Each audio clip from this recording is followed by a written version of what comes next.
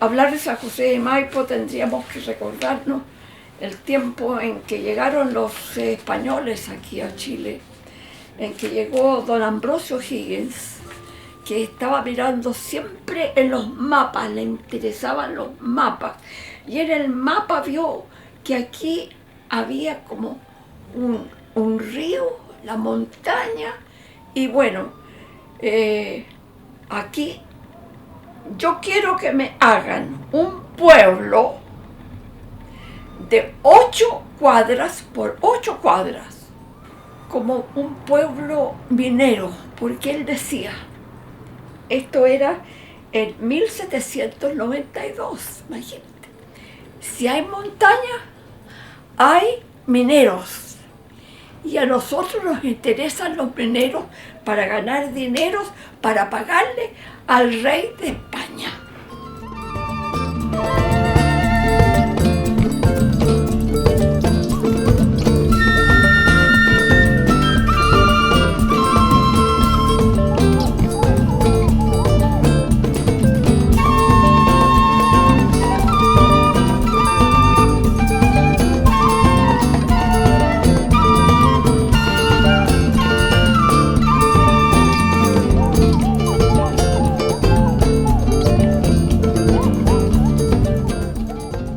Yo soy Joana, soy valdiviana.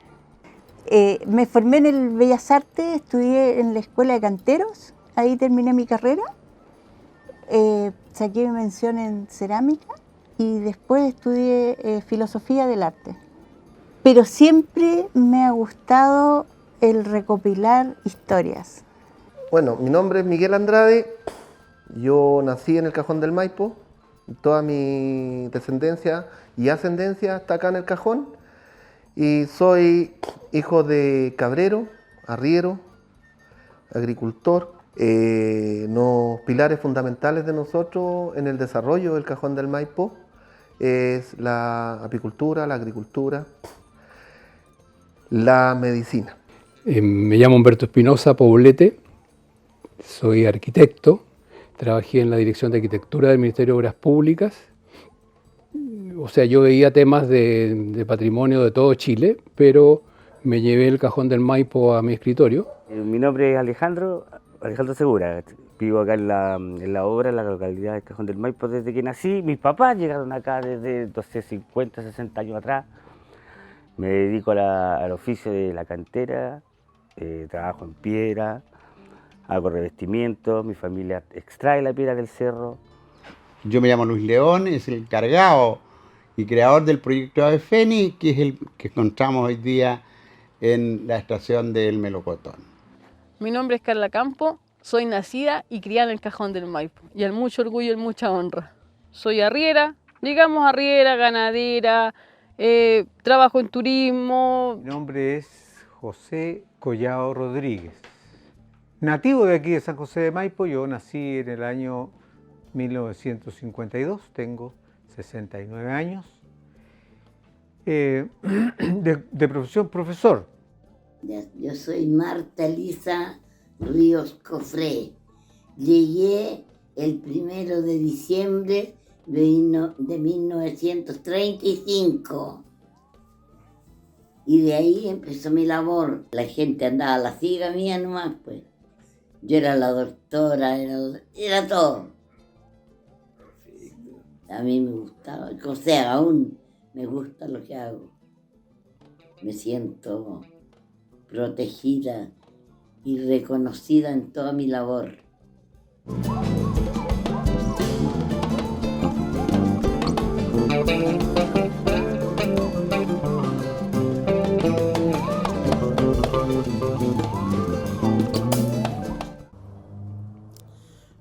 Nacido aquí en San José de Maipo, el 11 de noviembre de 1932, en la calle Comercio número 547. Hola, mira, yo soy Bernardo Patricio Núñez Mencina, nací en este hermoso pueblo un día 2 de diciembre de 48. Tengo la edad de 73 años, pero estoy a cumplir ahora en diciembre. Acepto todos los regalos. Bueno, yo cartero fui muchos años, Soy nacido y criado, como tú conocí en este pueblo. Conocí mucha gente muy amable, muy dije, muy... Me quedo con el sistema antiguo.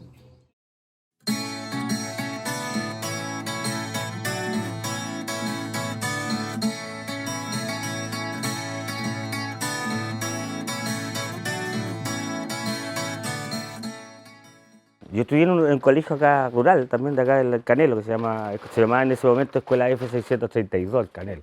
Fiestas memorables que se hacían acá en el cajón, pues, la fiesta de la primavera que se organizaba en la obra, que participaban todos los pueblos, inclusive invitábamos pueblos de las Vizcachas, que pertenecen a Puente Alto, San Juan, que pertenece a Pit, que también participaban con nosotros, así que se generaba una carro alegórico, así, pero comparsa gigantesca, pues se paraba el tránsito en la obra, y era muy lindo, ¿sabes? Los otros lugares de reunión era el teatro, pues teníamos cine. ¿Y cómo era eso? Había un cine que, allá no sé de dónde sacaron, con 2 máquinas. Era un teatro donde ponían sillas estas de comedor, ¿no? Pues y adelante ponían bancas de esas bancas en la iglesia, a donde se sentaban los niños. Y cuando se cortaba la película, el piso era de madera, empezaban a zapatear todo para que arreglaran la película. Generalmente eran películas mexicanas que daban, de Jorge Negrete, Pedro Infante. Mis papás siempre han sido, ganaderos. Mi papá siempre tuvo vacas, ovejas, caballos, trabajaba en las mulas, de minas carboneras. En el embalse trabajó mucho tiempo y siempre he ligado, mis abuelos, bisabuelos siempre han sido arrieros, ganaderos, entonces siempre por naturaleza lo llevamos en la sangre lo que es ganadería. Este tiempo a mí, septiembre, yo llegaba a septiembre y me encantaba, porque todos esos chiquitos que ustedes vieron de antes, esa era la jugarreta que nosotros teníamos. Yo al menos ese era mi juego. En la tarde uno llegaba embarrado hasta el cogote con el guano, los cabros. Tomaban 11 y una lavada por aquí, otra por allá y acostarse. En el colegio faltaba muchas veces, yo repetí 2 años por inasistencia. Entonces, chuta, mi hermano tenían que ir a dejarme a las 7, a las 6 de la mañana a San Gabriel de a caballo. Entonces, los profesores venían y me decían que por qué yo no iba a la escuela. Y mi papá les decían que no era que porque yo no quería o ellos no querían mandarme, es que nevaba o llovía y cómo me iban a ir a dejar lloviendo allá abajo. En el mes de mayo no tenía ni idea, mi abuelo no tenía idea cómo era el clima. Traían animales, vacunos y todo, lechería, muy buenos animales. Y como no sabían del terreno no traían forraje. Las vacas en el invierno se empezaron a morir de hambre, porque nevaba mucho en esos años. Pero en los tiempos en que nosotros éramos niños, teníamos algunas aficiones muy bonitas. Por ejemplo, como nosotros pertenecíamos a la escuela parroquial, que es la que dio origen después de la escuela de las monjas, en ese tiempo todo, en cierto modo, para nosotros los parroquialinos que se decía, giraba en torno a la iglesia. Entonces esa realidad ya no existe para los jóvenes ahora y era una responsabilidad tremendamente grande. Por ejemplo, subir a la torre de la iglesia a tocar las campanas. Por ejemplo, a veces teníamos que los días jueves ir a ayudar misa. Nosotros jugábamos, después salíamos ahí, nos metíamos a la urna, hacíamos tonteras, le comíamos la hostia al cura, le tomábamos el vino, pero los curas no se enojaban. ¿Ah? ¿Por qué no se enojaban? Porque eso estaba dentro del sistema. Ellos, si compraban una garrafa de vino para la misa, compraban todo. Y una de las preguntas que de repente te hacen a ti, que cuando llegaste al Cajón del Maipo, yo siempre cuento de que llegué antes de nacer, porque mis padres fueron del grupo de los fundadores del Club Andino, en el año 33. Y como todo joven enamorado y en medio de la montaña, yo creo que a mí me encargaron en Lagunilla y llegué al Cajón del Maipo antes de nacer. Nosotros nos íbamos por lo menos un mes en verano a la cordillera. Porque los andinistas siempre como que eran menos o eran menos alaraco que los esquiadores, digamos. Pero el otro fue un concurso que se hacía en esa época, la Federación de Andinismo, esquí y andinismo, hacían campamentos gigantes y se hacían en diferentes partes y normalmente se hacían en el Alfalfal. Antes de llegar a la barrera de Aigener, tú sigues derecho para allá antes de cruzar el río y hay un espacio muy lindo de bosque y qué sé yo. Y ahí se juntaban entonces todas las organizaciones deportivas de montaña, incluso las Girl Guides y los Scouts por el otro, organizaciones de gimnasia y qué sé yo. Se ha sido realmente un campamento gigante y todos los clubes de montaña.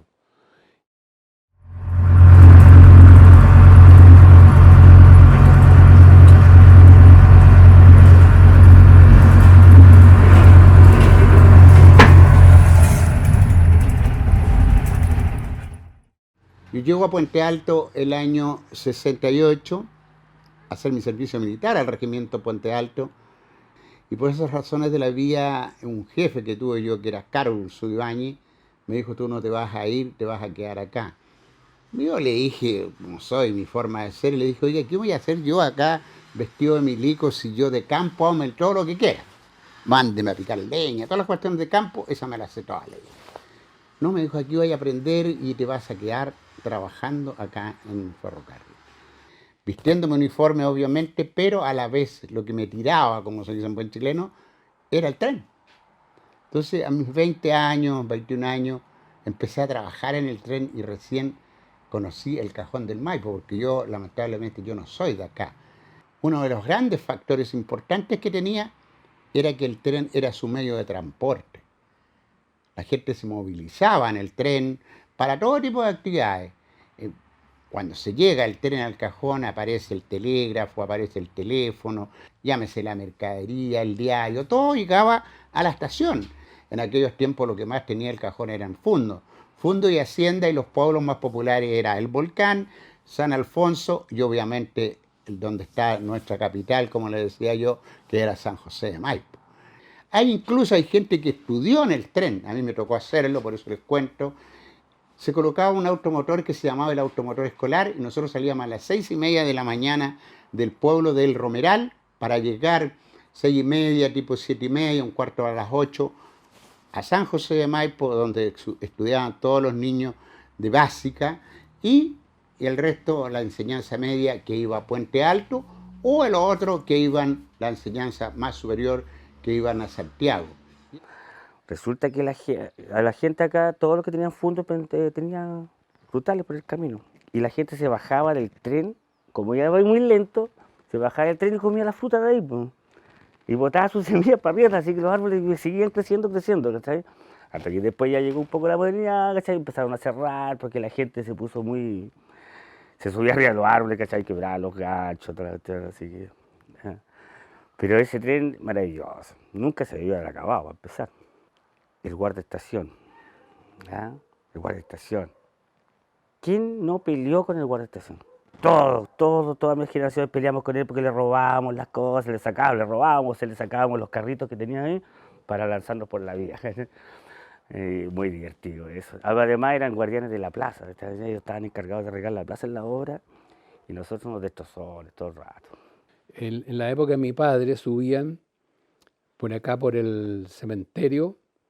Llegaba el tren ahí a la estación de San José de Maipo, la Cañada Norte, y ahí donde están las florerías ahora por ahí estaban los arrieros que subían a todos los andinistas y los esquivadores, como decían los arrieros, por los esquiadores. Y a ellos les sonaba con que eran esquivadores.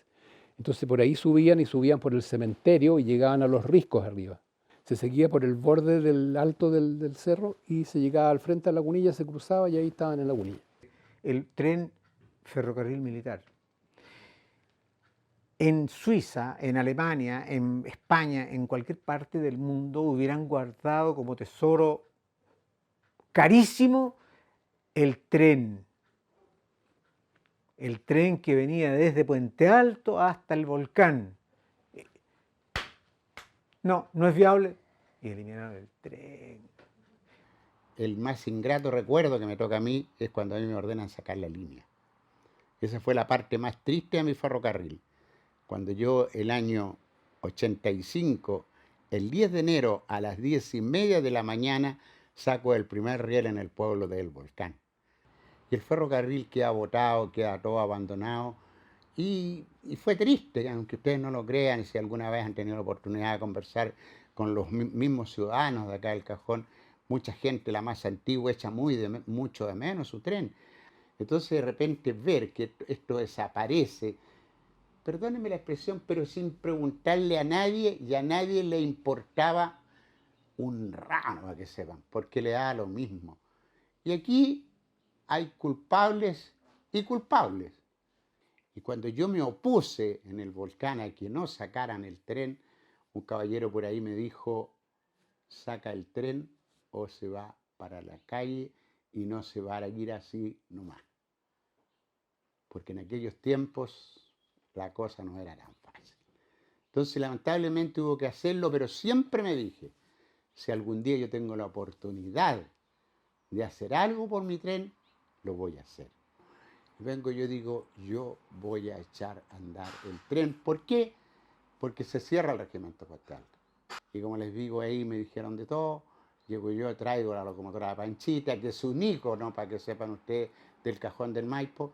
Y a su vez traigo las otras locomotoras, me traigo las Yum, unos carros que estaban en la plaza, en la plaza, que había uno, otros que estaban en la estación. Y ahí traigo y reparamos la locomotora La Carmelita, que se le colocó la Carmelita acá en el proyecto. Primero que nada, el 16 de julio es el Día de las Carmen. El 16 de julio es el aniversario del Cajón del Maipo. Mi mujer es del Carmen, y para todas las mujeres del Cajón y sus alrededores, en honor a ella, le coloqué la Carmelita. ¿Y dónde está la parte más linda de todo esto? Es cuando la gente tú la veís que parecen cabros chicos y son felices. Entonces no hay cosa más linda ver feliz a otra persona. Pero como te digo, eso yo le agradezco a la gente del Cajón que nos ha dado, que a mí y al proyecto en general, al día de hoy ya formado como proyecto, nos ha dado la oportunidad de ser felices. Aunque no lo creas tú, los reptiles serán felices. Y hasta las piedras y las rocas de nuestras grandes montañas, de los altos picos, de nuestro querido El Cajón del Maipo, cantarán de alegría.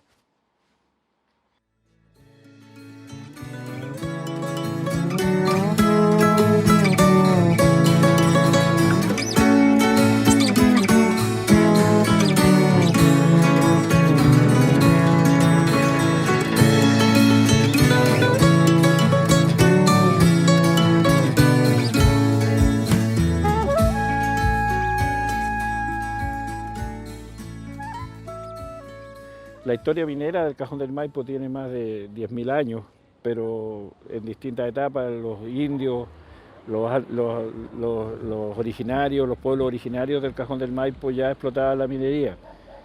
Y también ahí tenemos historia con los chiquillanes, y después viene ya cuando llegó la colonia española con más de 400 años de historia en el Cajón del Maipo.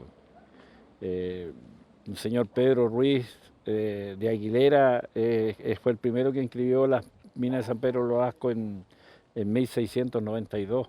Así que, y yo creo que antes que inscribieran las minas ya había unos 50 años ya de trabajo en las minas aquí en el Cajón del Maipo. La corona de España llega con el fin de poder controlar la entrega de oro y plata de las minas de San Pedro Nolasco, en donde se cortaba el oro y la plata a cincel. Entonces ellos formaron un apostamiento en el Valle del Maipo y le cobraban la cuarta parte de lo que llevara, ya sea los ingleses, los franceses, y eso se les entregaba en el puerto de Valparaíso. Nosotros le fuimos, siempre se hace una celebración, pero esta celebración viene de muchos años. Yo creo que durante el tiempo de que existía la mina, incluso hay fotos por ahí de recuerdo donde se ven más de 200 personas comiendo en una fiesta de San Lorenzo cuando estaba en pleno apogeo el pueblo minero del Volcán. Y los que han quedado, los que han ido quedando, celebran, ese es el Día del Pueblo Minero, y nosotros como asociación minera tenemos 21 años, y durante estos 21 años hemos participado en esas fiestas. Y la fiesta de Santa Bárbara nosotros quisimos emular como la fiesta de San Lorenzo. En realidad el día 4 de diciembre es el día de Santa Bárbara, la patrona de los mineros de Europa. Y de Argentina también, parte de Argentina. Y en algunas zonas de Magallanes aquí también se celebra Santa Bárbara como patrona de los mineros. Y nosotros nos fundamos un 4 de diciembre, así que nosotros lo hicimos como fiesta aniversario y al final se fue quedando. Tenemos una santita de Santa Bárbara que la tenemos ahí encapsulada en vidrio y que la sacamos a pasear con unas mulas por ahí y tratamos de emular cómo los arrieros bajaban los minerales, así que tiramos la Virgen arriba, la santita arriba de las mulas. Yo desde los 17 años que soy minero, pero yo he sido minero civil más que nada, ¿no? Yo estaba... Y la primera vez que entré a un túnel, entré a una locomotora que iba muy fuerte, íbamos como 40 personas, yo ayer que iba fuerte, íbamos como 40, tenía 17 años. No le digo cómo me dejaron el trasero, porque me lo tocaron por todas partes, las partes oscuras para adentro, los otros mineros, porque su gracia es como la bienvenida, el bautizo. Así que, y a uno le den el casco nuevo para adentro, pasamos partes con agua, partes oscuras. En realidad yo sabía lo que era, pero yo cuando entré la primera vez, entré como que era un mundo irreal, un mundo de fantasía, era eso. Y la adrenalina que hay cuando uno ha perforado un disparo, un avance, y después viene el arrancar porque prendió la mecha y ir a esconderse para que la mecha esté ahí y corriendo y tenés 10 minutos y para ir a esconderte, y eso es una adrenalina especial. Y después cuando ya tomé responsabilidades como jefe, era más adrenalina todavía porque te toca salir al último, que no te le quedara nadie atrás, que no hubiera ningún percance, ninguna cosa. Yo volvería a elegir la minería de todas maneras. Y a mucha gente se enamoró de la minería también porque unos le fuimos enseñando a otros y le fuimos creando el camino.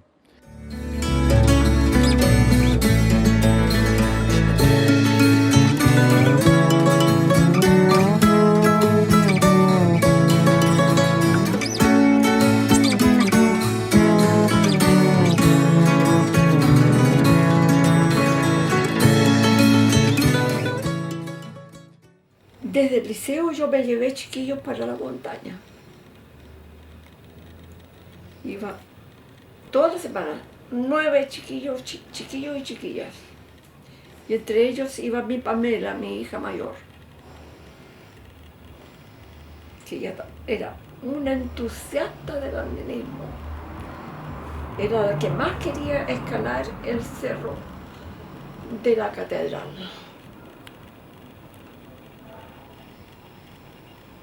Y me daban permiso, oye, los directores me daban permiso. Y quedaban así asustados, pero ¿cómo?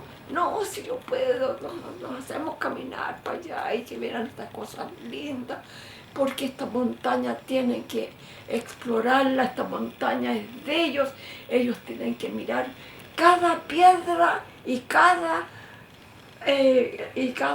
agüita que cae. Tienen que explorarla, tienen que saber los nombres, qué sé yo, y tienen que saber también qué cositas están creciendo en la montaña, que son diferentes a las cosas que crecen acá. Y me daban permiso los directores, y los llevaba. Y empezamos una campaña para salvar el silo. Y era una campaña, o sea, en el fondo, quien debería haber manejado esta campaña o defender el silo era el municipio, y que no lo hizo. Y me acuerdo que yo participé en un conversatorio, tú también estabas en ese conversatorio en la municipalidad, y cuando el alcalde dijo, bueno, les agradezco mucho que hayan venido, que sé yo, etcétera, dije yo, alcalde, una palabrita, y saqué mi hojita en que había que firmar la hoja adhiriendo a salvar el silo, a una campaña para salvar el silo. y partí en la municipalidad haciendo esta campaña. Llegamos a juntar más de 900 firmas, cartas de apoyo también, etcétera, etcétera, y gestión y muñeca, qué sé yo, con todos los contactos. Y finalmente el consejo, la teoría que yo planteé es de que si la ley declaratoria del ferrocarril decía que todo lo que estuviera construido a lo largo del ferrocarril y todo lo material que hubiera, y a lo largo del ferrocarril estaba el silo, porque había un desvío que nadie sabía bien, que había un pequeño desvío desde la estación del volcán hasta este silo, porque venían unos capachos del interior que traían minerales, los metían en este silo, y en la parte de abajo del silo se paraba el tren y llenaba los carros y se metía nuevamente en la línea. Por lo tanto, la teoría que nosotros defendimos fue de que el silo estaba dentro del monumento. Y finalmente el Consejo de Monumentos Nacionales lo reconoció, y el silo ahora está declarado monumento histórico dentro de la declaratoria del ferrocarril, donde están todas las estaciones, etcétera, etcétera.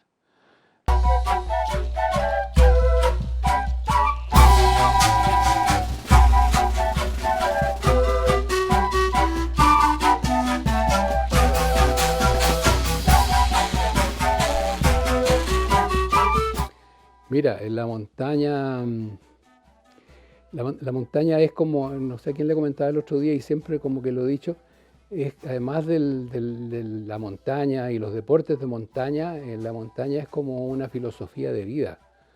O sea, esto de que tú, cuando vas a la montaña, qué sé yo, y vas y ¿cuál es el cerro que vamos a subir? Ese, ya. Entonces, si tú te pones a pensar, ya, y seré capaz, y no me iré a caer ahí en ese rolquerío, y no irá a echarse a perder el tiempo porque ahí apareció una nubecita, no me irá a pasar algo, mejor te quedas y haces, qué sé yo, natación, o juegas golf por ahí o tenis, pero es una actitud ante la vida, o sea, oye, ya, pues este es el cerro, vamos para arriba. Y la montaña finalmente te da el premio de cuando llegas arriba, qué sé yo, y miras todo el camino recorrido y ves, qué sé yo, y ves hacia abajo normalmente con mucha bruma, con mucho smog. Y debajo de esa nube, y qué sé yo, están todos los problemas y toda la gente que está sufriendo, está peleando, qué sé yo. Y tú estás arriba como premiado por este esfuerzo que hiciste. Entonces el gran premio. Y eso te da más energía para seguir para adelante. Yo estoy esperando que se pase un poco el frío y entrenarme un poco y volver a los cerros. Se suman a un llamado que hace un alemán que fue el fundador del Club Alemán Andino de Los Valdés, un llamado que hace a los andinistas chilenos que quieran formar un club de andinismo. Nos vamos a juntar el día XX en el hall del Diario Ilustrado, y ahí a un segundo llamado aparecieron como 20 jóvenes de esa época y formaron el Club Andino de Chile en el año 33. Entonces de ahí, y el Club Andino de Chile evidentemente, como San José de Maipo, la comuna de San José de Maipo, con toda la gran superficie que tiene de cordillera, casi especialmente, no hay andinistas chilenos y muchos extranjeros que no hayan pasado por los cerros del Cajón del Maipo. Después sí que para arriba de los 6.000 metros en otras partes de Chile y del mundo. Entonces se arraigaron aquí en el Cajón. Era muy común en esa época venir a jugar a la nieve al Rodado San Gabriel, y se sacaban unas fotos así como, qué sé yo, con las piernas abiertas, hacían unas colas para arriba así. Bueno, todas esas aventuras se sumaron con mi madre, los dos, y en un grupo de pura gente joven, entonces era una historia muy linda. Y construyeron un primer refugio, que era chiquitito, a lo mejor era el doble de esta pieza en que estamos nosotros, y que después creció y se transformó en un refugio de 70 camas, y en el otro era tan chico que muchas veces, si tú llegabas tarde, tenías que dormir afuera en la nieve, nomás bajo tu carpa.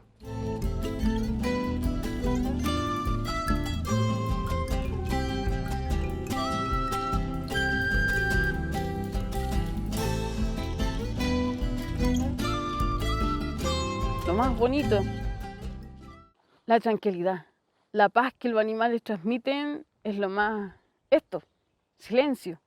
La bulla de un pajarito, que un relinchó un caballo, baló una cabra, los quertehues, eso, salir para la cordillera y usted ver, chuta, es un silencio impagable. Uno va para el cerro, encuentra un cóndor, una yegua paría, una vaca. Mira usted en tiempo de enero, febrero, cuando uno lleva la veranada, el ganado hacia la cordillera, yo sé, por una tarde, póngale usted una tarde que haya llover así. Y usted ve que los potrillos corren por los potreros, por los cerros, las vegas, corren, juegan, se invitan a jugar, pegan un salto. Y usted ve cómo corren, libre. Yo por ser, para levantarme, aquí tengo que levantarme como a las 6 de la mañana, dejar todo listo y vengo saliendo como a las 9, 10 de la mañana, vengo saliendo a hacer mi diligencia hacia abajo. Porque hay que dejar todo listo. O a no ser que haya otra persona que usted deje a cargo y salga. Pero sabe usted, va a estar en su conciencia para abajo, va a estar ahí. ¿Le habrá dado agua a los caballos? ¿Le habrá dado leche a los chivos? ¿Le habrá dado agua a los conejos? Entonces está uno preocupado ahí. Y entonces la gente, eso a la juventud no le gusta. A la juventud es un desfile para el 18 de septiembre, ya todos se piden que una monturita, que un caballito, por aquí como pueden, se meten, se involucran y ya salimos del desfile, terminó el desfile y ya todos para su casa y el caballo quedó ahí semanas botado otra vez. En cambio uno está los 365 días del año ahí. Porque si el futbolista le gusta la pelota, él está porque le apasiona eso. La natación, ellos están porque le apasiona. Uno, los caballos, las cabras, el perro, el gato, le apasiona, es su deporte. Es como la sangre tira. Cada cual nace para su deporte, nace hecho para su cosa. Pasteleros son pasteles, digo yo. Nosotros somos crianceros, amamos lo que hacemos. No es como lucrarse, ya vamos, porque yo vendo queso, hago esto, me lucro, no cuido las cabras. No, uno le apasiona, uno lo hace con... Pucha, yo no salgo a una fiesta, un rodeo, hace mucho porque no puedo dejar esto solo.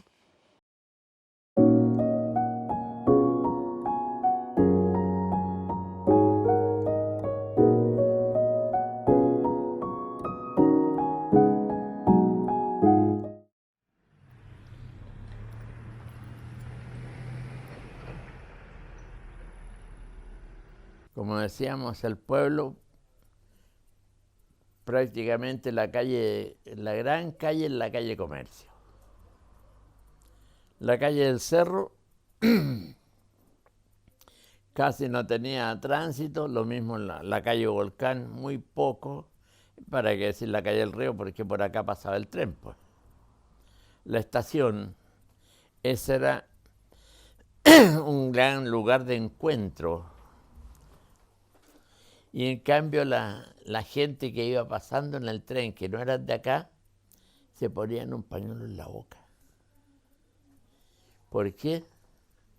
Porque este era el pueblo de tuberculosos. Luchamos día a día, reforestando, buscando la forma de cooperar para los que vienen. El Cajón del Maipo se caracteriza por ser un lugar de sanación del pulmón.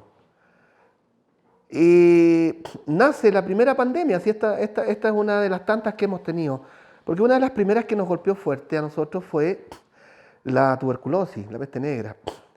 En Europa se dio la voz de este pueblo. Entonces hubo una gran inversión en esos momentos. Crearon un hotel, pero ese hotel lo crearon después que René Laennec, que era un médico especialista broncopulmonar. Bueno, hicieron una inversión por allá por 1895, una inversión, compraron una cuadra cuadrada para poner el hotel y le pusieron Hotel Laennec. Entonces llegaban pasajeros de Francia al Hotel Laennec y aquí muchos se curaban y estuvieron muy bien por muchos años. Era un hotel grande, con muebles que vinieron de Francia por el mar. En 1936 pasaron los dos sanatorios, pasaron al Seguro Obrero. Y quien recibió esa ofrenda fue el presidente Eduardo Frei Ruiz Tagle, el segundo presidente Frei. Y las políticas eran favorecer en la sanación de esto. Y hay ejemplos de repente de gente que no la podían curar acá, qué sé yo, y se fue a Europa, en Alemania, en Francia, que los curaran. Y el médico de allá le dijo, mire, es que esto como no tiene remedio. O sea, lo que yo le podría recomendar es que, mire, hay un país en América del Sur, Chile, que hay un pueblito rural donde hay un sanatorio, y si no lo pueden curar ahí, yo creo que no lo pueden curar en ninguna parte. El Cajón del Maipo es un tesoro escondido que muy pocos alcanzan a visualizar cuando vienen. Nosotros, la mayor cantidad de bosque esclerófico que tenemos acá es quillay. Y el quillay, por naturaleza, tiene una alta concentración de quillaja saponaria. La saponaria es jabón, y la que viene del quillay. Y tiene la característica de limpiar muy bien los pulmones, porque cuando yo tomo contacto con eso, mis pulmones tienden a tener partículas de jabón, y eso mata COVID, no tan solo COVID, tuberculosis. Pero este sanatorio se empezó a hacer muy popular y apareció entonces un segundo sanatorio arriba, que es la Casa de Salud Mujeres, que doña Carolina Deutsch de Tocornal, es una herencia de ella, pero después de muerta, en que ella regaló primero el terreno para construir este sanatorio y dejó testamentado de que pidiéndole al hijo que construyera este sanatorio. Y ese sanatorio arriba se transformó como una especie de pensionado, un poco mejor, de mejor nivel económico, digamos. Bueno, así que esos dos sanatorios están declarados monumento histórico también. Y antiguamente en esa época nevaba bastante más que ahora, pero extrañamente se sanaba la gente. Y los que estaban acá mandaban fotos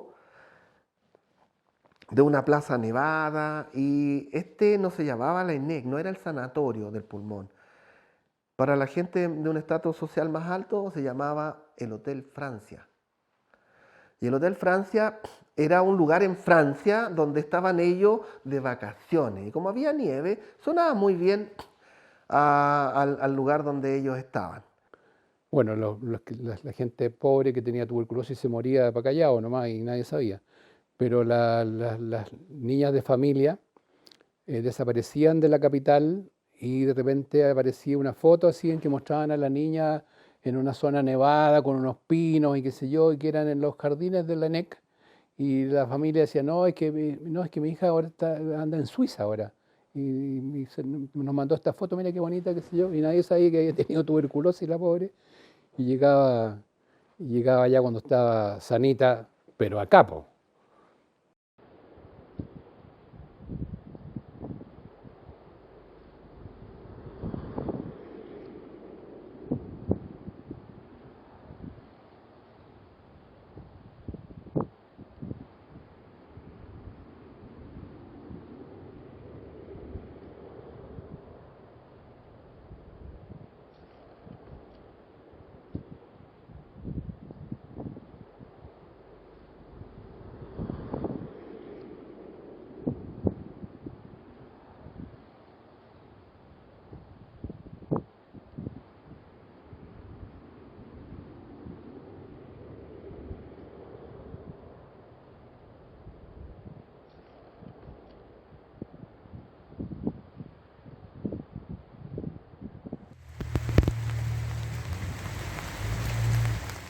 La zona central, un personaje importante que caracteriza que nos identifica mucho, es el demonio. Es distinto, por ejemplo, al sur y al norte. O sea, el demonio es algo que está presente aquí, o los fantasmas, ¿cierto? Son elementos recurrentes en nuestra historia, en nuestras leyendas. Es que allá los viejos se curaban. Y muchos vivían arriba en la mina, tenían camarote arriba. Entonces se curaban y pues llegaban al río todos rajuñados a la mina y empezaron a contar de que le había salido el mono. El mono era el diablo. Hablaban de la Lola, que la Lola andaba mucho por ahí gritando, llorando. Es tanto que había una piedra que le decían la piedra de la viuda. Porque se supone que la Lola es una mujer viuda que lloraba las noches. Los mineros en el norte tienen muchas, y los arrieros también, tienen muchas historias relacionadas con una mujer que es, por lo menos en el caso de la Lola, que era la mujer de un arriero, que el arriero se va a las veranadas y qué sé yo, y desaparece del hogar en ese tiempo, 1, 2, 3 meses, y viven en la cordillera.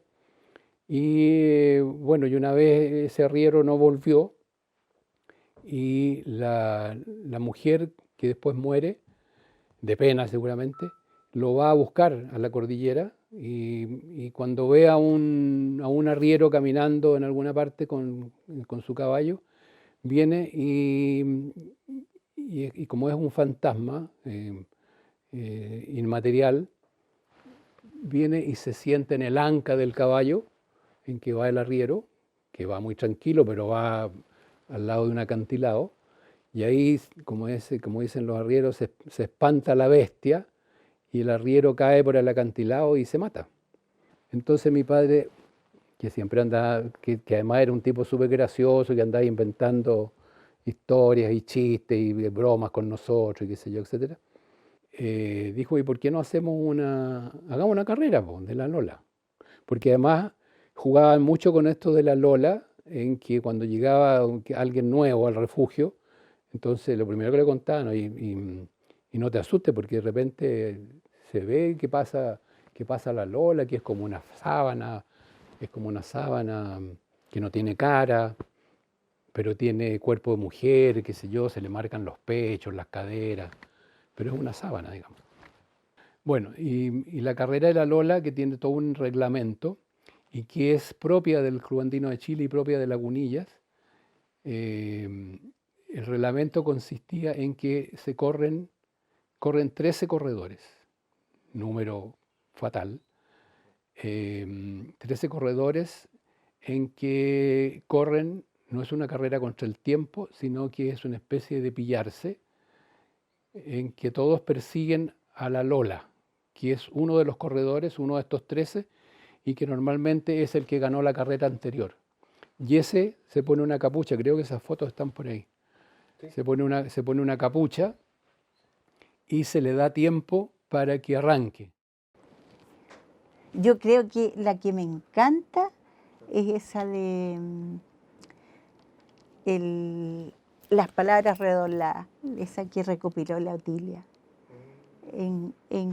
Porque las palabras redobladas es algo que ese sincretismo entre cultura popular y religión, que es algo maravilloso que se haya, o sea, muy poca gente sabe que existen, pero existen. Entonces es el caballero que cae y pierde su alma por riquezas. Pero recurre a alguien que le hace las palabras redobladas y lo tiene que velar toda la noche repitiendo las palabras redobladas, y las palabras redobladas tienen que ser, es como un exorcismo popular.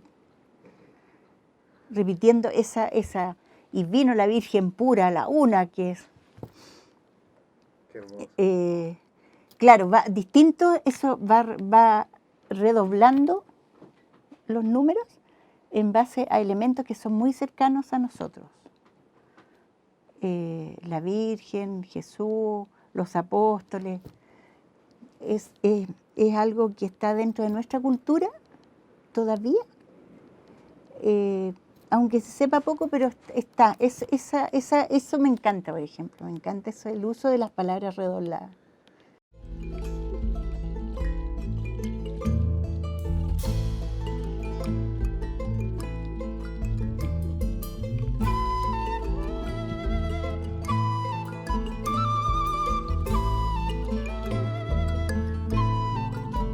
acuerdo aquí en el colegio de San Alfonso, que en esa época el colegio se había reducido mucho, entonces teníamos niñitos de 6 años hasta chiquillos de 14, y nadie abría la boca. Entonces de repente alguien decía el tren. Sí, el tren es un patrimonio ya. De ahí se empezaron a alargar la iglesia. Sí, la iglesia también es patrimonio, qué sé yo, ¿y qué más? Pero hasta por ahí nomás llegaban. Entonces ya se empezaban a sorprender cuando tú les decías, oye, es que todo es patrimonio, porque la receta del conejo escabechado que se hace en el Cajón del Maipo también es patrimonio. Y si tú tienes un tío que es payador, también es patrimonio. Y las hierbas también son patrimonio. Y qué sé yo. Entonces empezaron a sorprender y a entusiasmar.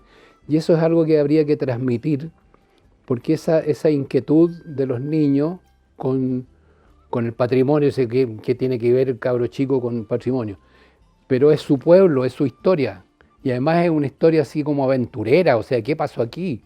O sea, en la capilla de la Calchona, que es uno de los patrimonios que hay que declarar monumento histórico, bueno, ahí estuvo Manuel Rodríguez un par de veces y alojó y se escondió por ahí antes de ir a Melipilla a asaltar a todos los terratenientes de allá y traerle la plata después a Mendoza, a San Martín.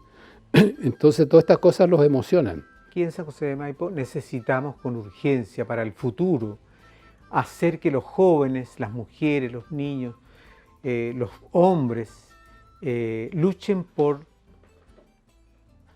hacer que San José de Maipo tenga una identidad. Si va a ser un pueblo turístico, magnífico. Luchemos todos por eso y veamos cómo nos vamos a acomodar a eso. Entonces uno de repente falta eso, que la gente estudie lo que es el guaso, porque el guaso, como dice la palabra, es hombre de a caballo. No somos que sea un guaso bruto que los va a echar cagando aquí a escopetazos, no, para eso está el diálogo, para eso hay que conversar.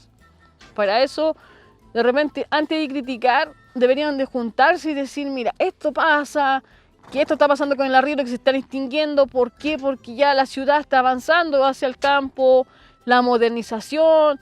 Que tenemos que sentarnos a conversar todos. No uno que piensa de una manera, sino que todos tenemos que conversar sobre cómo vamos a vivir el Cajón del Maipo en los futuros años. ¿Qué le vamos a entregar a nuestros hijos? Creo que ya no se resisten cosas a hacerlas escondidas y que se hagan desde el gobierno, tal como algunos faeneros y que gente que necesita trabajo apoya, por ejemplo, escalones. ¿Ah?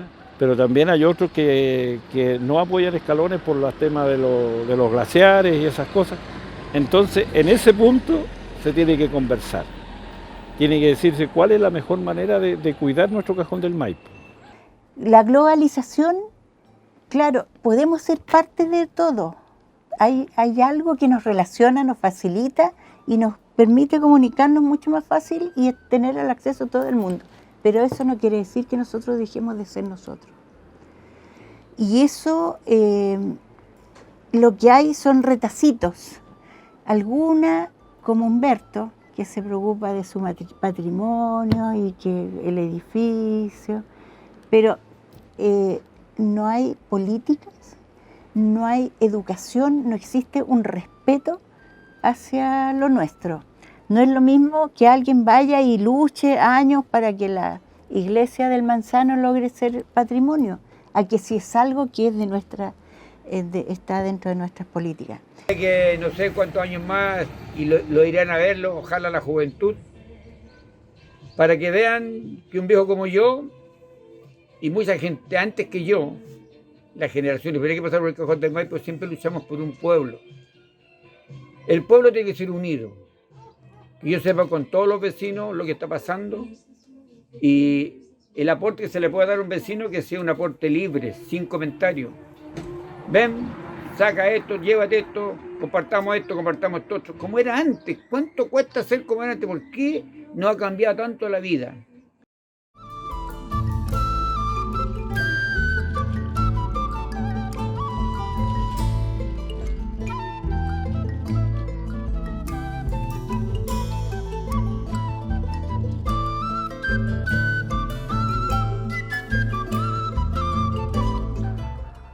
hacia... No olvidarse que el Cajón del Maipo es más zona turística, o sea, no te digo turística, sino que es como un parque, ¿cachai? Más como una especie de una reserva, digamos así. Se ha visto muy pasada a llevar por esta cosa de las mineras y todo ese tipo de cosas, que da pena, ¿eh? Me gustaría que hubiera más armonía en ese tipo de cosas. Eso me gustaría, ¿eh? Que la gente no se olvidara de eso y que las empresas también respetaran eso, que pudieran convivir los dos. Eso me gustaría realmente. ¿Ah? Me imagino este Cajón del Maipo con un tipo de turismo así, conectado al metro de Santiago. Cuando yo llegué a ser concejal, no había ningún estudiante en la universidad que proviniera del Cajón del Maipo. Como a los 4 años ya habíamos logrado, o como a los 3 años habíamos logrado tener el 100% más, teníamos uno.